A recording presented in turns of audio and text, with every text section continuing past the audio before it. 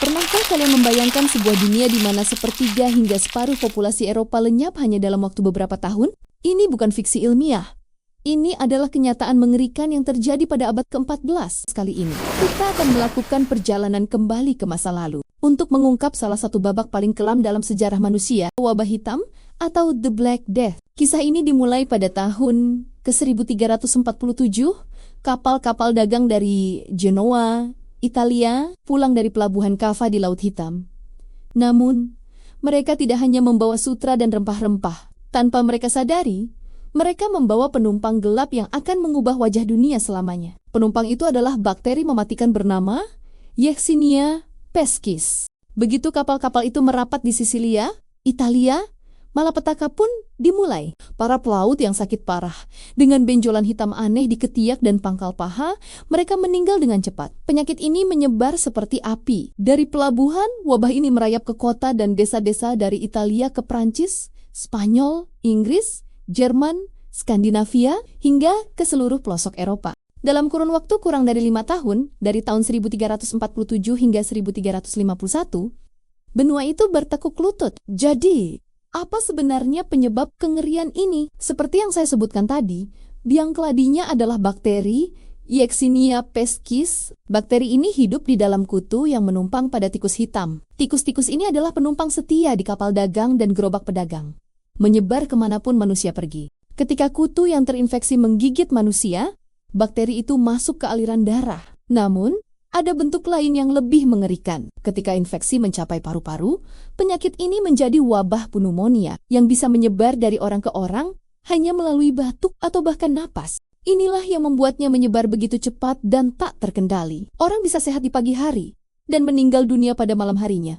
Gejalanya sangat mengerikan: demam tinggi, muntah darah, dan yang paling ikonik, munculnya bubo, benjolan seukuran telur atau apel di kelenjar getah bening yang menghitam karena pendarahan di bawah kulit. Inilah asal mula nama wabah hitam. Bagi sebagian besar orang pada masa itu, melihat bubo berarti vonis mati. Tingkat kematiannya sangat tinggi, bisa mencapai 60 hingga 90%. Pada masa itu ilmu kedokteran belum secanggih sekarang. Orang-orang tidak tahu tentang bakteri atau kuman. Mereka mencari penjelasan lain. Banyak yang percaya ini adalah hukuman dari Tuhan atas dosa-dosa manusia. Ada juga yang menyalahkan posisi planet, gempa bumi, atau bahkan udara yang buruk yang disebut miasma. Teori miasma ini membuat orang-orang membawa bunga atau membakar dupa untuk membersihkan udara. Tentu saja itu tidak berhasil. Akibatnya, keputusasaan merajalela. Keluarga tercerai-berai. Orang tua meninggalkan anak-anak mereka yang sakit, suami meninggalkan istri, dan sebaliknya, jalanan dipenuhi mayat. Kuburan massal digali karena pemakaman individu tidak mungkin lagi dilakukan.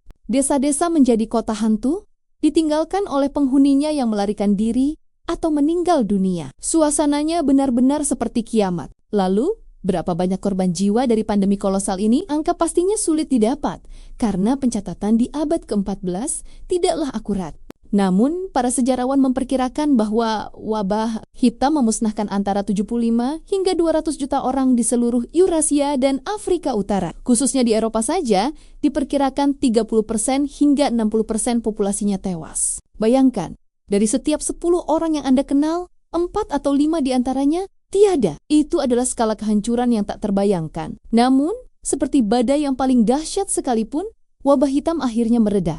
Tapi dampaknya terasa selama berabad-abad. Kehancuran populasi secara besar-besaran ini, secara paradoks, membawa perubahan sosial dan ekonomi yang drastis. Tiba-tiba, terjadi kekurangan tenaga kerja yang parah. Para petani dan pekerja yang selamat kini memiliki posisi tawar yang lebih kuat. Mereka bisa menuntut upah yang lebih tinggi dan kondisi kerja yang lebih baik. Sistem feodal yang kaku, di mana bangsawan menguasai tanah dan para petani miskin terikat padanya, mulai runtuh. Para pekerja menjadi lebih mobile, mencari peluang dimanapun mereka berada. Perubahan ini juga memicu inovasi karena tenaga kerja manusia menjadi langka dan mahal. Orang mulai mencari cara-cara baru untuk menghemat tenaga yang pada akhirnya mendorong perkembangan teknologi. Di bidang kedokteran, kegagalan total dalam menghadapi wabah membuat orang mulai mempertanyakan praktik medis tradisional dan lebih condong pada observasi dan studi anatomi yang lebih ilmiah. Secara psikologis, wabah hitam meninggalkan luka mendalam di benak orang Eropa. Seni dan sastra pada masa itu dipenuhi dengan gambaran kematian. Tema Danse Macabre atau tarian kematian yang menggambarkan kerangka menari dengan orang-orang dari semua lapisan masyarakat menjadi sangat populer sebagai pengingat bahwa kematian tidak memandang status sosial. Wabah hitam bukanlah peristiwa tunggal. Wabah ini kembali muncul dalam gelombang-gelombang yang lebih kecil selama beberapa abad berikutnya, terus menghantui Eropa hingga abad ke-18, namun puncak kengeriannya terjadi pada pertengahan abad ke-14. Sebuah periode yang selamanya terukir dalam sejarah sebagai salah satu bencana demografis terbesar yang pernah dialami umat manusia.